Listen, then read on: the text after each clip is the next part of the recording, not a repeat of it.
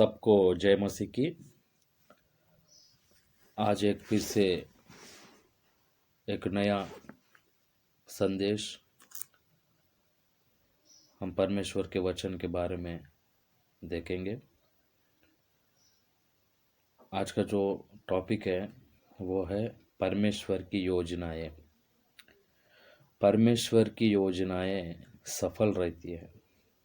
मेरे प्यारे भाई और बहनों, बहुत से जगह पे हम देखते हैं मनुष्य जाति बहुत सी योजनाएं, बहुत से कल्पनाएं करते हैं, मगर बहुत से विफल हो जाते हैं।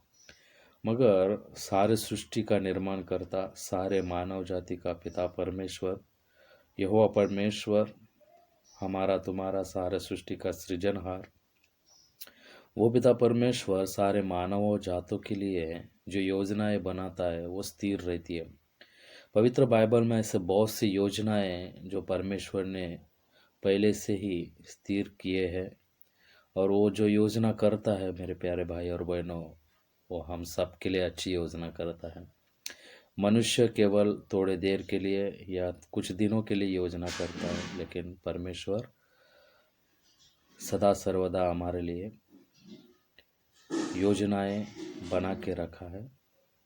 सार्वकालिक योजनाएं जो परमेश्वर जो योजना करता है वो पीढ़ी से पीढ़ी तक बनी रहती है। तो आइए मेरे प्यारे भाई और बहनों, कुछ वचन को हम पढ़ेंगे। भजन संहिता इसका 33 अध्याय 11वें पद को हम पढ़ेंगे।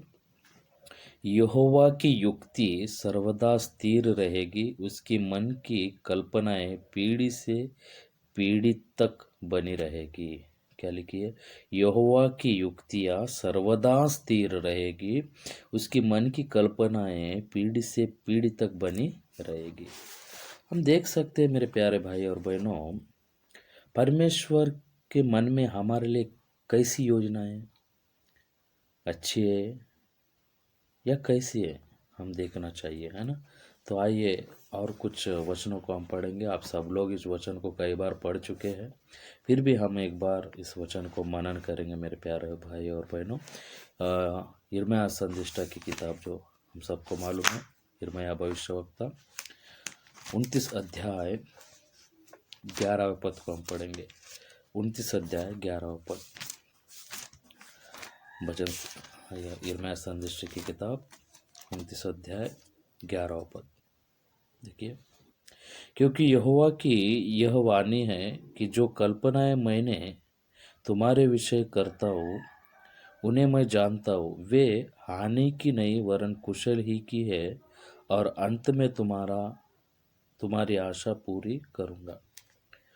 ये बात जो लिखे हैं हमारे लिए लिखे है प्रिय। परमेश्वर के मन में एक योजना है, वो योजना हानि की नहीं वरन कुशल की है, अच्छे के लिए है।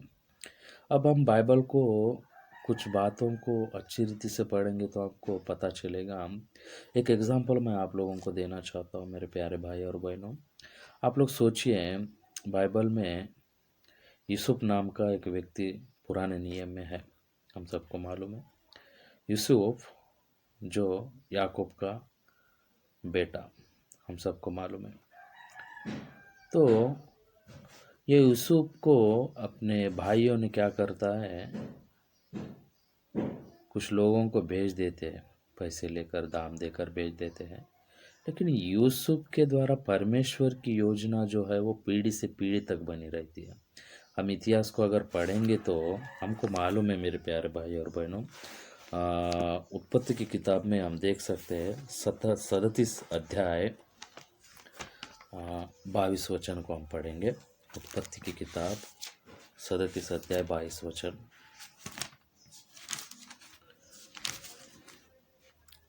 देखिए, फिर रूबेन ने उनसे कहा, लव मत भाओ, उसको जंगल में इस गड्ढे में डाल दो और उस पर हाथ मत उठाओ। वह उनके साथ हाथ से छुड़ाकर पिता के पास फिर पहुंचना चाहता है।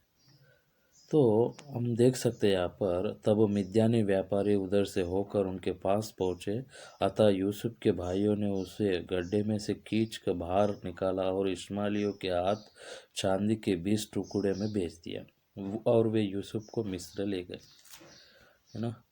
यूसुफ को गड्ढे में नहीं, इसलिए उसने अपने वस्त्र फाड़े। रूबेन ने गड्ढे पे लौटकर क्या देखा था कि यूसुफ गड्ढे में नहीं है। तो रूबेन जो है वो भाई है यूसुफ का, नहीं क्या। हम चरित्र को पढ़ चुके हैं और समझ सकते भी हैं, तो कुछ बातें मैं आप लोगों के सामने लाना चाहता हूँ। तो यूसुफ के भाई ने क्या किए, किन लोगों को भेज दिए, यहाँ पर लिखा है प्रियो, इस्माइलियों को भेज दिए कुछ चंद पैसों के लिए, ना क्या। तो परमेश्वर के मन में जो मानव जाति के लिए जो योजना है वो सचमुच में बहुत अच्छी योजना है। परमेश्वर की योजना पीढ़ी से पीढ़ी तक बनी रहती है। ये लोगों को मालूम नहीं आने वाले दिनों में अकाल पड़ेगा, ये लोगों को मालूम नहीं आने वाले दिनों में ये सब लोग जाके मिस्र देश में वास करेंगे, इनको मालूम नहीं था। लेकिन परमेश्वर हमारा भविष्य जानने वाला परमेश्वर, तुम्हारा भविष्य जानने वाला परमेश्वर, सारे सृष्टि का भविष्य जानने वाला परमेश्वर, सारे मानव जाति का भविष्य जानने वाला परमेश्वर, वो भविष्य के बारे में सब कुछ जानने वाला परमेश्वर सब अच्छे बातों को हमारे लिए करता है। लेकिन कई बार हम क्या करते हैं, परमेश्वर की योजनाओं को समझ नहीं पाते। मेरे जीवन में क्यों ऐसा हुआ करके हम सोचते हैं, लेकिन यूसुफ कभी ऐसा सोचा नहीं। लेकिन यूसुफ को मालूम था, लेकिन यूसुफ के विषय में परमेश्वर को और भी अच्छा मालूम था। इसलिए मेरे प्यारे भाई और बहनों, हम उत्पत्ति की पुस्तक में पूरी रीति से अगर पढ़ेंगे तो जो भजन संहिता 32 अध्याय 10-11 वचन में हमने जो कुछ देखे हैं, परमेश्वर की योजना पीढ़ी से पीढ़ी तक बने रहती है। सचमुच में मेरे प्यारे भाई और बहनों, जब इज़राइल लोग 70 लोग जब मिस्र देश में गए, तो उनके विषय में परमेश्वर ने जो अब्राहम से किया हुआ वादा वो पीढ़ी से पीढ़ी तक बने रही। आप लोगों को मालूम है, 400 साल के ऊपर होने के बाद में उन लोगों को उस मिस्र देश में से परमेश्वर ने छुड़ाया है ना। आप सब लोगों को मालूम है। तो परमेश्वर की योजना एक अच्छी तरह से रहता है, हमारे लिए बहुत अच्छा योजना परमेश्वर बनाता है। यिर्मयाह भी कहता है कि 29 अध्याय हम पढ़े 11 वचन में क्या लिखा है कि परमेश्वर की योजना कुशल की है, सचमुच में कुशल की है। हमारे परमेश्वर की योजना है जो सचमुच में कुशल की है। हम देख सकते हैं परमेश्वर की योजना कैसे कुशल की है बोले तो, और एक भी हम एग्जाम्पल देख सकते हैं। पहला राजा 17 अध्याय 12 से हम 15 तक अगर पढ़ेंगे तो वहाँ पे आप सब लोगों को मालूम है, एलिया और सारफत नगर की एक विधवा स्त्री के बारे में आप लोगों को मालूम है। तो वहाँ पे देखिए, भविष्य में अकाल गिरेगा, और अकाल में किन व्यक्ति को कौन सा व्यक्ति साथ देना चाहिए परमेश्वर को मालूम था। लेकिन परमेश्वर उनको साथ देता है जो परमेश्वर के इच्छे के अनुसार चलता है, परमेश्वर के ऊपर जो भरोसा रखता है। भजन संहिता 118 अध्याय 8-9 वचन में लिखा है, मनुष्य पर भरोसा रखने से उत्तम परमेश्वर का शरण लेनी अच्छी बात है। उस नगर में, सारफत नगर में जो स्त्री थी, जो विधवा थी, वो परमेश्वर के ऊपर विश्वास में अच्छी थी। इसलिए परमेश्वर उनके लिए एक योजना बनाया है। क्या योजना बनाया है? जाना चाहिए, एलिया वहाँ तक जाना चाहिए, उनकी ख्याल रखना चाहिए करके परमेश्वर एक योजना बनाया। उस योजना में परमेश्वर उस विधवा स्त्री को और उनके बच्चों को परमेश्वर ने बचाया। मेरे प्यारे भाई और बहनों, परमेश्वर जो योजना करता है हमारे जीवन में, वो बहुत अच्छे रीति से योजना करता है। हम सबको मालूम है परमेश्वर की सनातन योजना क्या है। कि सनातन योजना ये है कि कोई भी आत्मा नाश नहीं होना चाहिए, सब लोगों को अनंत जीवन मिलना चाहिए, है ना। परमेश्वर की इच्छा है कि सभी मानव जाति पवित्र रहना चाहिए। अपने को मालूम है, सबोपदेशक 7 अध्याय 29 वचन में लिखा है, क्या लिखा है एक बार हम पढ़ेंगे। मानव जाति के बारे में क्या लिखा है हम पढ़ेंगे। सबोपदेशक बहुत अच्छी वचन है, 7 अध्याय 29 वचन को हम पढ़ेंगे। देखो, मैंने केवल यह बात पाई है कि परमेश्वर ने मनुष्य को सीधा बनाया, परंतु उन्होंने बहुत सी युक्तियाँ निकाली है। परमेश्वर ने सीधा बनाया, अच्छा बनाया, लेकिन वो अनेक युक्तियाँ निकाली। वो युक्तियाँ कैसे थे? पीढ़ी से पीढ़ी तक टिकने वाली युक्तियाँ नहीं थी मेरे प्यारे भाइयों बहनों। नाश की ओर ले जाने युक्तियाँ, आजकल भी जो युक्तियाँ बना रहे, प्लानिंग बना रहे, नाश की ओर ले जा रहे। मानव जाति सब लोग नाश में गए थे, पाप में डूबे हुए थे, सभी लोग मार्ग भ्रष्ट हो गए थे। लेकिन परमेश्वर की योजना मानव जाति के प्रति जो था, वो योजना आज भी लोगों को समझ में नहीं आ रहा। मेरे प्यारे भाई और बहनों, वचन में लिखा है कि यही भजन संहिता में एक बहुत अच्छी बात लिखी है। 14 अध्याय में मैं आपके लिए एक वचन पढ़ना चाहता हूँ। 14 अध्याय में बहुत सुंदर वचन है। 14 अध्याय भजन संहिता 14 अध्याय एक वचन पढ़ेंगे। हाँ, मूर्ख ने अपने मन में कहा कि कोई परमेश्वर है ही नहीं। वे बिगड़ गए, उन्होंने घिनौने काम किए हैं, कोई सुकर्मी नहीं। परमेश्वर ने स्वर्ग में से मनुष्य पर दृष्टि की है कि देखे कोई बुद्धिमान, कोई परमेश्वर का खोजी है या नहीं। वे सब के सब भटक गए, वे सब के सब भ्रष्ट हो गए, कोई सुकर्मी नहीं, एक भी नहीं। परमेश्वर ने अच्छी रीति से मनुष्य को बनाया, लेकिन आज की परिस्थिति में मानव प्राणी, मानव जाति क्या बोल रहे हैं कि परमेश्वर ही नहीं है, परमेश्वर नाम का कोई चीज़ ही नहीं है करके बोल रहे हैं। मेरे प्यारे भाई और बहनों, आप लोग परमेश्वर की योजना को जानना चाहिए। जब सब के सब मार्ग भटक गए, सब के सब परमेश्वर का मार्ग को छोड़ दिए, सब लोग पाप कर कर पापी बनकर परमेश्वर से दूर होते गए, तब परमेश्वर ने एक योजना बनाई है।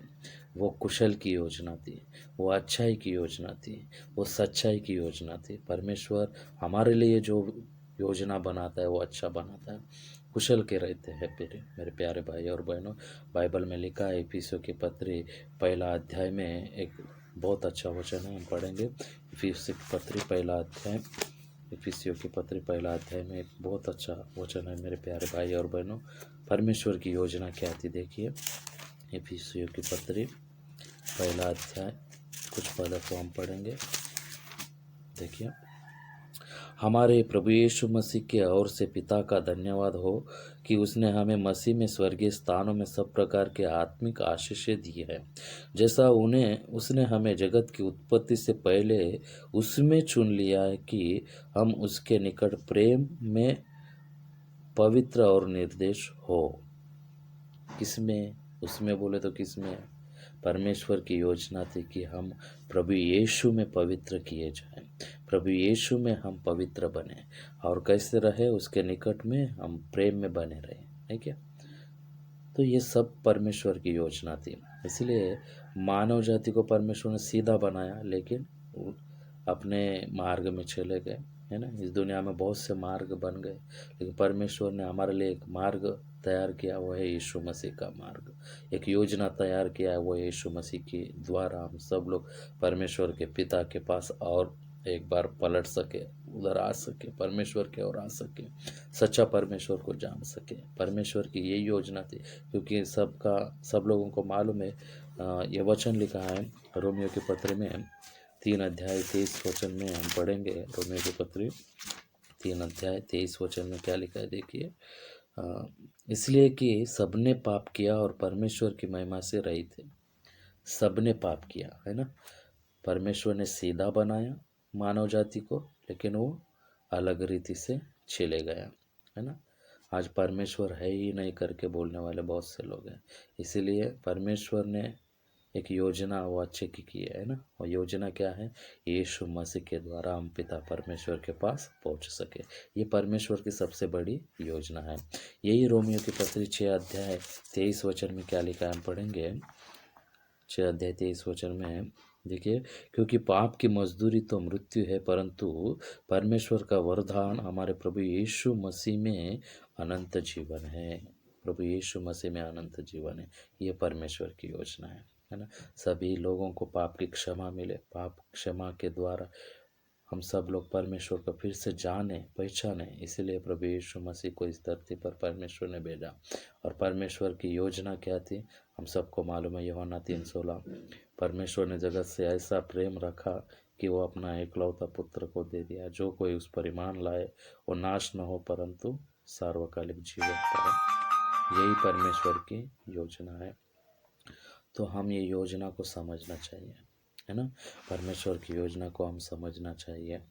और परमेश्वर की और एक योजना में भाग एक वचन हम पढ़ेंगे।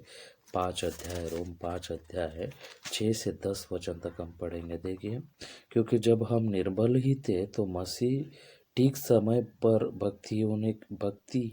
भक्तिहीनों के लिए मरा।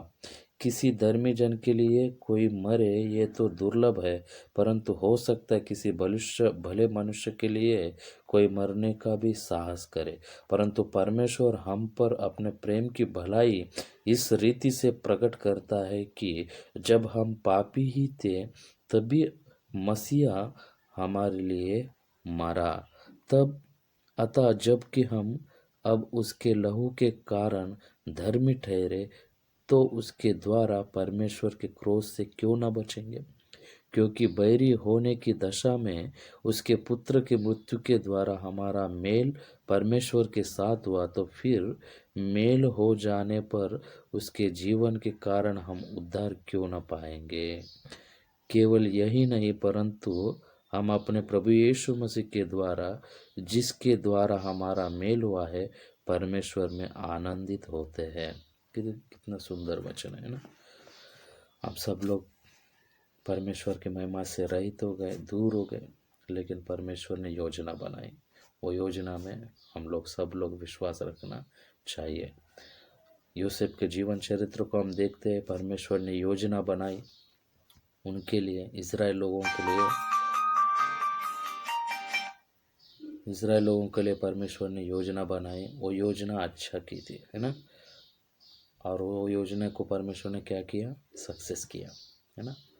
इज़राइल के माध्यम, यहूदियों के द्वारा, प्रभु यीशु मसीह के माध्यम से हम लोगों को पाप से मुक्ति, पाप से छुटकारा, पाप से आज़ादी हमको मिले।